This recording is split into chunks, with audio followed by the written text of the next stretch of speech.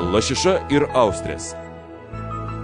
Lašiša marinuojama 15 minučių, po to kepama keptuvėje, odelės pusė į apačią. Kai lašiša lengvai apskrunda, keptuvė nuimama nuo viryklės, nupilamas aliejus ir gabalėliai apverčiami odelė į viršų. Lašišos gabalėliams apskrudus jie aptepami likusių marinatų, uždengiami ir palaikomi šiltai, kad žuvis subręstų. Prieš patiekiant 2 minutės šildome orkaitėje.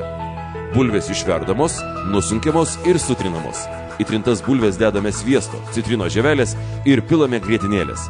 Paruošiamas kremas. Baltas vynas, grietinėlė, sviestas, sausas sultinys bei trinta laimo arba citrino žievelė sudedami į puodą ir pakaitinami.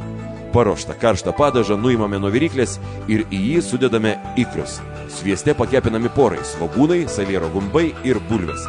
Pakepinus pilamas vištienos sultinys ir verdama tol, kol suminkštėja daržovės. Vėliau viskas nusunkiama ir smulkinama smulkintuvu, kol gaunama tyrė. Pilama grietinėlė, putojantis vynas, dedamas sviestas. Viskas pakaitinama. Sudedamos austrės su jų sultimis. Reikėtų nepamiršti, kad austrės turi sūrumo. Pakaitinus, gautas kremas kartu su austrėmis dedami į kiautus, kurie taip pat turėtų būti karšti. Dekoruojama poro juostelėmis apkeptomis aliejuje.